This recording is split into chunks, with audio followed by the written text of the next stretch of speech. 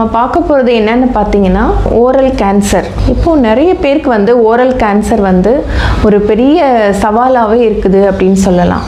ஏன்னா oral cancer வந்து எதனால் ஏற்படுது, அதை வந்து எத்தனை ஸ்டேஜஸ் இருக்குது, அதை நம்ம எப்போ வந்து நம்ம வந்து காண்பிக்கணும் டாக்டர்கிட்ட, அதுக்கு நம்ம என்னென்ன அவாய்ட் பண்ணணும், இதுக்கு வந்து ஹோமியோபதியில் என்னென்ன ட்ரீட்மெண்ட் இருக்குது, இல்லை வந்து நவீன மருத்துவத்துக்கு தான் போய் கீமோதெரப்பி தான் வச்சுக்கணுமா, இல்லை ஹோமியோபதியில் மருந்து இருக்கா இல்லையான்னு நிறைய பேர் கேட்குறீங்க. அதுக்கு வந்து தீர்வை தான் நான் வந்து இந்த வீடியோவை நாங்கள் பதிவு பண்ணுறோம். இப்போது ஓரல் கேன்சர் அப்படிங்கிறது என்ன? அது ஒன்றும் இல்லை, அல்சர். நமக்கு மவுத்தில் வந்து இன்னர் சீக் இருக்கு இல்லையா, கன்னத்துக்கு உள்பக்கமும் இல்லை மவுத்து ஃபுல்லாகவும் இல்லைன்னா லிப்ஸில், டங்கில், மவுத்து, அதாவது பல்லினுடைய எவருன்னு சொல்லுவாங்க, ஈறுகள்லேயும் வரக்கூடிய அந்த ஃப்ளோர் ஆஃப் தி மவுத்து இல்லைன்னா அப்பர் சைட் ஆஃப் தி மவுத்து, அந்த மாதிரி எல்லா இடத்துலையும் அந்த மாதிரி எங்கே வேணால் வரலாம் அந்த ஓரல் கேன்சர் அப்படிங்கிறது. கேன்சர் அப்படின்னா எதை நாம் சொல்கிறோம்? வெறுமனே வந்து மவுத்தில் வந்து ஒரு சின்ன காயமோ புண்ணோ அந்த மாதிரி வந்ததுன்னா அதை வந்து மவுத் அல்சர் அப்படின்னு சொல்கிறோம். ஏன் ஓரல் கேன்சர் அப்படின்னு சொல்கிறோம் அப்படின்னா, அது வந்து நார்மலாக வந்து நமக்கு இருக்கக்கூடிய செல்ஸ் இருக்கு இல்லையா, அந்த செல்ஸை வந்து இடம் மாற்றிட்டு வேற ஒரு புதிய ஸ்குவாமஸ் அப்படின்னு சொல்லக்கூடிய அந்த செல்லை வந்து அது வந்து உருவாக்கிடும். அப்போ அந்த செல் வந்து 1க்கு 10 மடங்காக பெருகி அந்த காயம் வந்து ஆறாத ஒரு காயமாக ஆயிடுது. இதை தான் நம்ம வந்து ஓரல் கேன்சர் அப்படின்னு சொல்கிறோம். இந்த ஓரல் கேன்சர் வந்து எதனால் ஏற்படுது அப்படின்னு பார்த்தீங்கன்னா, மெயினாக வந்து புகையிலை. நிறைய பேர் வந்து புகையிலையை வந்து அடிக்கடி யூஸ் பண்ணுவாங்க.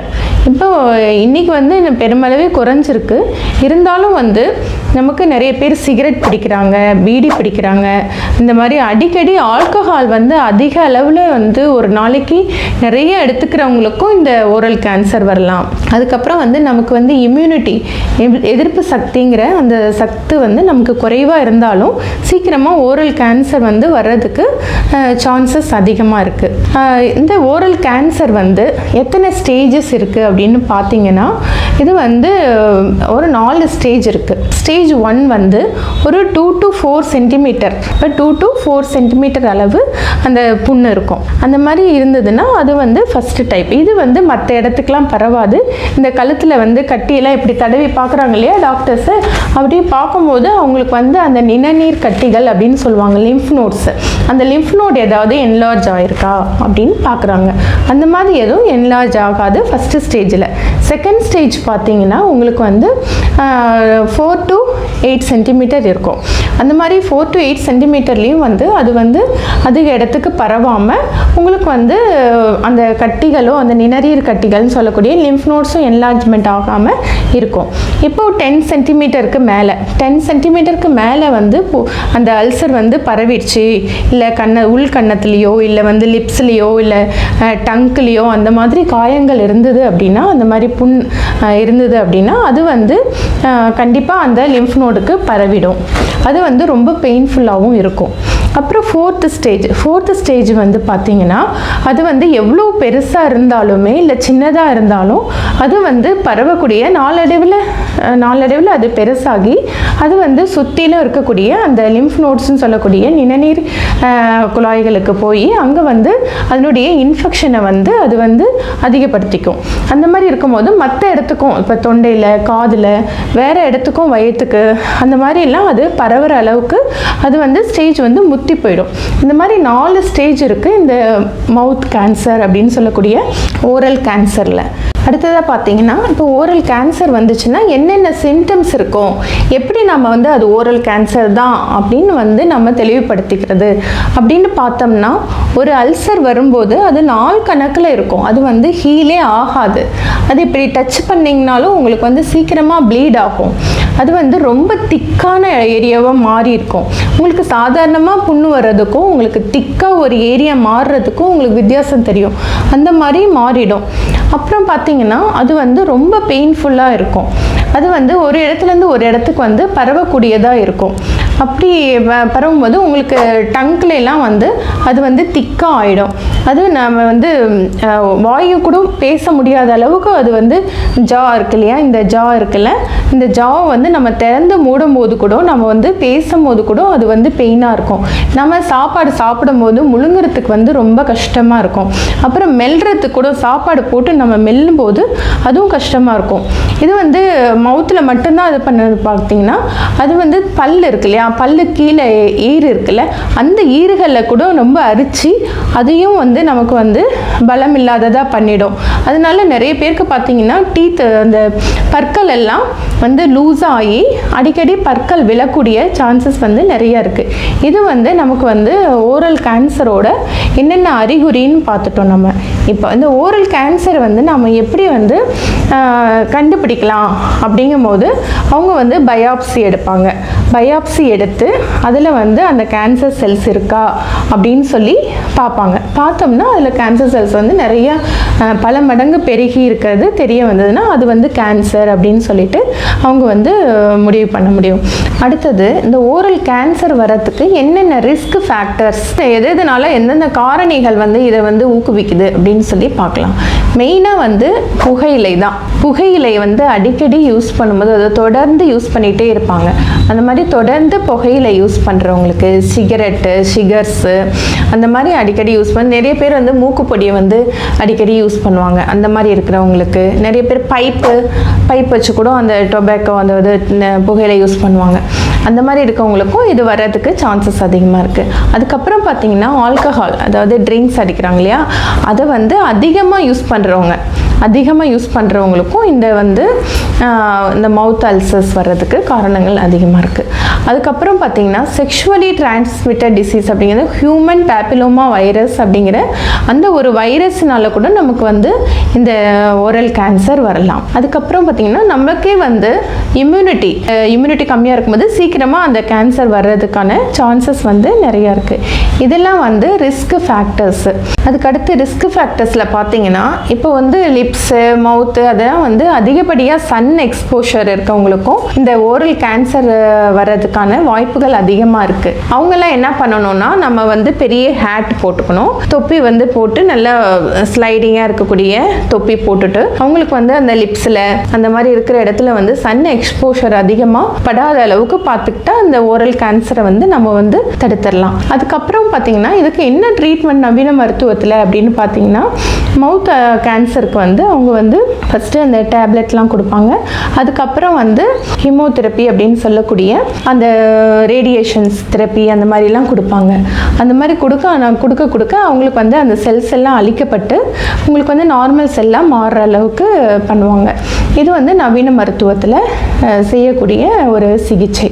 நம்ம வந்து இதை எப்படி தடுக்கலாம் அப்படின்னு பார்த்தீங்கன்னா, ரிஸ்க் ஃபேக்டர்ஸில் சொன்ன மாதிரி நம்ம வந்து அந்த புகையிலை வந்து நிறுத்திடணும். புகையிலை யூஸ் பண்ணுறீங்க அப்படின்னா அதை ஸ்டாப் பண்ணிக்கணும். மறுபடியும் வந்து ஸ்டார்ட் பண்ணாமல் பார்த்துக்கணும். அதுக்கப்புறம் அதே மாதிரியே ஆல்கஹால் குடிக்கிறவங்க, அதாவது ட்ரிங்க்ஸ் அந்த மாதிரிலாம் எடுக்கிறவங்க அதை வந்து கம்மி பண்ணிக்கணும், ரொம்ப லிமிட் பண்ணிக்கணும். ஒரு நாளைக்கு இவ்வளோதான் அப்படிங்கிற அளவுக்கு கம்மி பண்ணிக்கணும். இல்லைன்னா அதை விட்டுடுறது ரொம்ப நல்லது. ஏன்னா நமக்கு வந்து மவுத் அல்சர் வராமல், நம்ம வந்து மவுத் கேன்சர் வராமல் நம்ம காப்பாற்றிக்கணும். நம்ம வாய் தான் வந்து எல்லாத்துக்குமே, ஏன்னா அது மூலியமாக தான் நம்ம சாப்பிட்ற இது வந்து வாயை வந்து நம்ம வந்து சுத்தமாகவும் சுகாதாரமாகவும் வச்சுக்கணும். அப்படியே வச்சுக்கும் போது நம்ம வந்து இந்த மாதிரி ஆல்கஹால் யூஸ் பண்ணுறது, புகையிலை யூஸ் பண்ணுறது அதெல்லாம் வந்து ரொம்ப குறைச்சிக்கிறது, விட்டுடுறது ரொம்ப நல்லது. இந்த மாதிரி பண்ணிக்கணும். அப்புறம் நம்மளுடைய இம்யூனிட்டியை வந்து பூஸ்ட் பண்ணுற மாதிரி நம்ம வந்து நிறைய ஃப்ரூட்ஸ் எடுத்துக்கணும். அதாவது சிட்ரஸ் ஃப்ரூட்ஸ்லாம் நிறைய எடுத்துக்கணும். கொய்யாப்பழம், மாதுளை, அதுக்கப்புறம் வந்து சாத்துக்குடி, பைனாப்பிள் அந்த மாதிரி ஃப்ரூட்ஸ் வந்து நிறைய எடுத்துக்கலாம். அதுக்கப்புறம் வந்து விட்டமின் இ இருக்கக்கூடிய வெஜிடபிள்ஸ்ன்னு பார்த்தீங்கன்னா கீரை, அதாவது இலையோடு இருக்கக்கூடிய அந்த முட்டைக்கோசு, காலிஃப்ளவர், அந்த மாதிரி பச்சைக்கோசுன்னு சொல்லுவாங்க இல்லையா, அதெல்லாம் வந்து நிறைய எடுத்துக்கும் போது அவங்களுக்கு வந்து இம்யூனிட்டியும் இன்க்ரீஸ் ஆகும். அப்புறம் மவுத்தினுடைய ஹெல்த்துக்கும் ரொம்ப நல்லது. இந்த மாதிரிலாம் நம்ம எடுத்துக்கும் போது அந்த மவுத் கேன்சர், அதாவது ஓரல் கேன்சர் வராமல் நம்ம பாதுகாத்துக்கலாம். இப்போ நம்ம சின்ன புண்ணு வருதுன்னு வச்சுக்கோங்களேன், இதை எப்படி தடுக்கலாம்னு பார்த்தீங்கன்னா, சின்ன புண்ணு வருது வாயில் வரும்போது அதை உடனடியாக நம்ம டாக்டர்கிட்ட காமிச்சு இது என்ன ஏது அப்படின்னு நம்ம பார்த்து அவங்க வந்து என்ன சொல்கிறாங்களோ அந்த அட்வைஸை கேட்டு நம்ம வந்து டொபாக்கோ யூஸ் பண்ணுறவங்களா இருந்தாலும் சரி, இல்லை நம்ம வந்து ஆல்கஹால் எடுக்கிறவங்களா இருந்தாலும் சரி, நம்மளுடைய இம்யூனிட்டி கம்மியாக இருந்தாலும் அதையெல்லாம் வந்து அந்த ஆல்கஹால் டொபாக்கோ அதெல்லாம் வந்து அவாய்ட் பண்ணிவிட்டு நம்ம வந்து நல்ல ஹெல்த்தி டயட்டாக எடுத்துக்கணும். அதுக்கப்புறம் வந்து ட்ரீட்மெண்ட்டும் நம்ம நவீன மருத்துவத்தில் என்ன பண்ணுவாங்கங்கிறதும் பார்த்துட்டோம். ஹோமியோபதியில் நம்ம இந்த ஓரல் கேன்சருக்கு வந்து என்னென்ன விதமான மருந்துகள் இருக்குது, அதை வந்து எப்படி எடுத்துக்கிட்டால் நமக்கு வந்து நம்ம ஓரல் கேன்சரை வந்து முற்றிலும் குணப்படுத்தலாம், மற்ற ஏரியாவுக்கு நம்ம வந்து அந்த ஓரல் கேன்சரை பரவ விடாமல் நம்ம எப்படி தடுக்கலாம் அப்படிங்கிறத பற்றி நம்ம வந்து பார்க்கலாம். ஹோமியோபதி மருத்துவத்தில் ஓரல் கேன்சருக்கு நிறைய மருந்துகள் இருக்குது. அது ஆரம்ப ஸ்டேஜ்லேயே நம்ம பார்த்துட்டோம்னா அதுக்கு தகுந்த மாதிரி நம்ம சிம்டமேட்டிக் ட்ரீட்மெண்ட்டாக அவங்களுக்கு அல்சர் சின்னதாக இருக்கும் போதே கொடுக்க ஆரம்பிச்சோம்னா ரொம்ப பெஸ்ட்டாக நமக்கு உடனே க்யூர் ஆகிடும். இப்போது என்னென்ன மெடிசன் அப்படிங்கிறத பார்க்கலாம். ஃபர்ஸ்ட் வந்து நைட்ரிக் ஆசிட் அப்படின்னு சொல்லக்கூடிய ஒரு மருந்து. இது வந்து மவுத் அல்சர்ஸ் வந்து தொட்டாலே வந்து ப்ளீட் ஆகிடும். அந்த மாதிரி இருக்கக்கூடிய பேஷண்ட்டுக்கு நைட்ரிக் ஆசிட் கொடுக்கலாம். நெக்ஸ்ட் வந்து காலி சைனேட்டம் 3x அப்படிங்கிற ஒரு மருந்து. இந்த ஓரல் கேன்சருக்காகவே ஸ்பெசிஃபிக்காக இருக்கக்கூடிய மருந்து. அது வந்து நீங்கள் எடுத்துக்கலாம். அதுக்கப்புறம் சிஸ்டர்ஸ் கேனடென்சிஸ் அப்படிங்கிற மருந்து வந்து 200 பொட்டன்சியில் நம்ம அடிக்கடி எடுத்துக்கும் போது, ரெகுலராக எடுத்துக்கும் போது இந்த ஓரல் கேன்சரை வந்து நம்ம வந்து அவாய்ட் பண்ணிடலாம். நெக்ஸ்ட் பார்த்தீங்கன்னா ஆர்சனிக்கம் ஆல்பம் அப்படிங்கிற ஒரு மருந்து வந்து இது வந்து பாலிக்ரிஸ்ட் ரெமெடி. இது வந்து எல்லா வியாதிக்குமே நம்ம யூஸ் பண்ணிக்கலாம். நம்மளுடைய இம்யூனிட்டி இன்க்ரீஸ் பண்ணும், நமக்கு ஓரல் கேன்சர் வராமையும் தடுக்கும், ஓரல் கேன்சர் வந்தாலும் வந்து அதை குணப்படுத்தக்கூடிய பண்பு வந்து இந்த ஆர்சனிக்கம் ஆல்பம் அப்படிங்கிற இந்த மெடிசனில் இருக்குது. அதுக்கப்புறம் பார்த்தீங்கன்னா இச்சினேஷியா அப்படிங்கிற ஒரு மருந்து வந்து வாய் கொப்பளிக்கலாம் நல்லா. அதை வந்து இன்ஃபெக்ஷனை வந்து நல்ல விதமாக அதை தடுக்கும். அது வந்து ஒரு டம்ளரில் தண்ணி எடுத்துட்டு அது வந்து ஒரு 20 ட்ராப்ஸ் விட்டு அது நம்ம வாய் கொப்பளிக்கும் போது வாயில் இருக்கிற அந்த மவுத்தில் இருக்கிற அந்த அல்சர்னுடைய அந்த பேட் எஃபெக்ட்ஸ் எல்லாம் குறைச்சி உங்களுக்கு வந்து அல்சரை வந்து கூடிய விரைவில் வந்து குணப்படுத்தும். அதுக்கப்புறம் பல்லில் வந்து அதாவது எகிரில் இருக்கிற பிரச்சனையெல்லாம் போகிறதுக்கு பிளான்டகோ அப்படிங்கிற மதர் டிங்சர் இருக்கு. அதையும் நம்ம வந்து வாய் கொப்பளிக்கலாம், இல்லைன்னா உள்ள கூட சாப்பிடலாம். அந்த மாதிரி சாப்பிடும்போது உங்களுக்கு அந்த இன்ஃபெக்ஷனுடைய அளவு வந்து கட்டுக்குள் வந்து உங்களுக்கு அந்த ஓரல் கேன்சரை வந்து குணப்படுத்தும். சைலீஷியா அப்படின்னு சொல்லக்கூடிய மருந்து இருக்கு, ஹெப்பார் சல்ஃப் இருக்கு, அப்புறம் கல்கேரியா சல்ஃப் இருக்கு. அப்புறம் லிம்ஃப் நோட்ஸ்லாம் அஃபெக்ட் பண்ணுச்சு அப்படின்னா அவங்களுக்கு வந்து ஆர்சனிக்கம் அயோடு, காலி அயோடு, அந்த மாதிரி மெடிசின்ஸ் எல்லாம், அயோடம், அந்த மாதிரி மெடிசின்ஸ்லாம் நம்ம கொடுக்கும்போது அவங்களுக்கு வந்து நல்லாவே வந்து அந்த புண்ணு, வாய் புண்ணெல்லாம் குறையறதுக்கு வாய்ப்புகள் அதிகமாக இருக்குது. அதே மாதிரியே பார்த்தீங்கன்னா இப்போ வந்து பிளான்டகோ அப்படிங்கிற ஒரு மருந்து சொன்னேன் இல்லையா, அது வந்து நமக்கு டொபாக்கோ நம்ம வந்து அதை கிரேவிங்காக இருக்குது, நான் அதை விடவே முடியல, அந்த டொபாக்கோ எடுத்துக்கிறதுலேருந்து என்னை வந்து நான் வந்து விலக்கிக்கணும் அப்படின்னு நினைக்கிறவங்க இந்த பிளான்டகோ அப்படிங்கிற மருந்து வந்து மதர் டிங்சரை நம்ம சொட்டு மருந்து நம்ம தண்ணியில் கலந்து குடிக்கும்போது அதனுடைய டொபாக்கோனுடைய கிரேவிங்ஸ், அது மேலே இருக்கிற ஆவலை வந்து மட்டுப்படுத்தி அதை விடுற அளவுக்கு வந்து நமக்கு வந்து யூஸ்ஃபுல்லாக இருக்குது. அதுக்கப்புறம் ஆல்கஹாலும் என்னால் விட முடியல அப்படின்னு சொல்கிற பேஷண்ட்க்கு குவார்கஸ் அப்படிங்கிற ஒரு மருந்து இருக்குது, குவார்கஸ் கலேடியம் அப்படிங்கிற மருந்து இருக்குது. அதை நம்ம அடிக்கடி நம்ம எடுத்துக்கும் போதும் நமக்கு வந்து அந்த ஆல்கஹால் மேலே இருக்கிற அந்த ஒரு பற்றுதல் வந்து விடுபட்டு அதிலிருந்தும் நம்ம வந்து வெளியே வந்துடலாம். இந்த மாதிரி வந்து ஹோமியோபதியில் நிறைய நல்ல நல்ல மருந்துகள் இருக்குது. உங்களுக்கு ஓரல் கேன்சர் வந்துருச்சு, இதை இனிமேல் குணப்படுத்த முடியாதா அப்படிங்கிற வந்து ஒரு கவலையை விட்டு நீங்கள் வந்து இந்த மருந்துகளை எடுத்து சரி பண்ணிக்கலாம் அப்படிங்கிறத நான் கேட்டுக்கிறேன். இந்த வீடியோ உங்களுக்கு வந்து ரொம்ப பயனுள்ளதாக இருக்கும்னு நம்புகிறேன். இந்த வீடியோ பிடிச்சிருந்தா நீங்கள் வந்து லைக் பண்ணுங்கள், ஷேர் பண்ணுங்கள். உங்களுடைய ரிலேட்டிவ்ஸ் யாராவது ஒருத்தருக்காவது இது வந்து பயனுள்ளதாக இருக்கும். அதனால் வந்து உங்கள் ரிலேட்டிவ்ஸ், ஃப்ரெண்ட்ஸ்க்கு எல்லாத்துக்கும் வந்து நீங்கள் வந்து இதை ஷேர் பண்ணி விடுங்க. இந்த வீடியோவை பற்றி உங்களுடைய கருத்துக்களை வந்து கமெண்ட் பாக்ஸில் சொல்லுங்கள். நன்றி, வணக்கம்.